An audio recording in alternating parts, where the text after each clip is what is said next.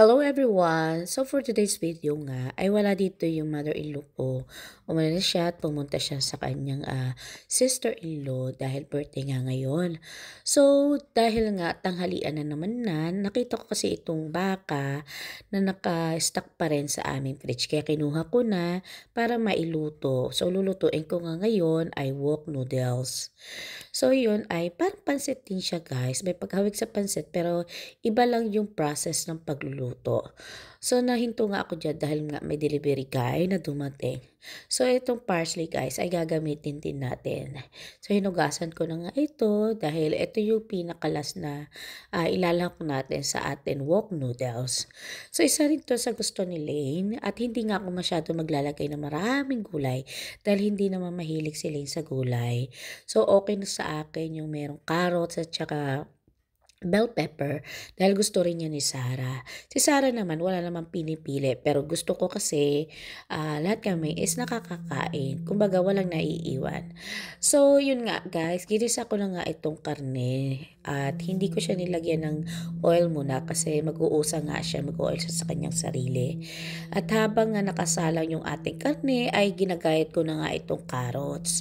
So, yung carrots guys ay isang piraso lang yung ginamit ko. Sakto na yan sa kalahating noodles na gagamitin nga natin. So, more on tasking, full-time tasking nga tayo for today's video. So, habang may nakasala, gayat lang tayo ng gayat. So, ito yung bell pepper. So, tinirhan ko nga dyan si Sarah dahil isa nga yan sa kagusto rin ni Sarah. Masarap siyang kainin guys kahit hilaw. So, next ay, syempre hindi mawawala ang ating onion na siyang magpapalasa sa ating pagkain. So, isang piraso yung gagamitin ko, guys. Ako hinuhugasan ko muna siya bago ko siya hiwain para hindi nakakaiyak, diba? So, after nga ng onion, ganyan ko pinalata ng, ginayat yung onion pahaba, guys. So, after nga nun ay ang ating bawang. So, pinakahit ko talaga is yung pagbabalat ng bawang, guys.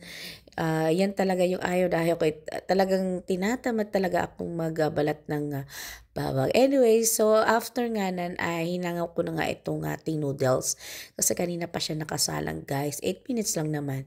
So yun nga guys, pagkabalik ko nga medyo nag-brown na nga itong ating karne. Hinalo ko na yung ating mga gulay, sibuyas at saka bawang. So pinagsabay-sabay ko na nga siya guys kasi hindi ko naman ginisay si bawang at saka si sibuyas. Usually tayo mga Pilipino, inuuna talaga natin magkisa ng bawang sibuyas. Dahil hindi naman, no need naman na magkisa, tsaka ayoko na medyo crunchy or medyo sunog kasi papait nga yung ating noodles. So yun guys, and after nun ay kumuha ko ng malamig na tubig at hinalo itong si cornstarch na siya magpapalapat later. So yung anis guys, hindi ko alam kung meron niya sa atin.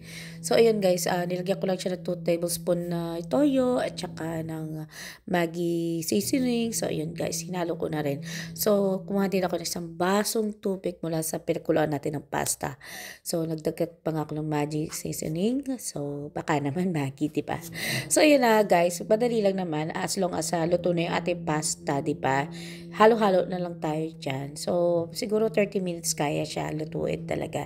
So, ayun na guys, ganun lang naman kadali gumawa ng wok noodles. Napakasarap niya talaga. So, syempre, ang huli natin isang parsley. Siyang magpapakulay at syempre, magdadagdag sarap din. So, ito na po yung ating finished product. So, kain po tayo.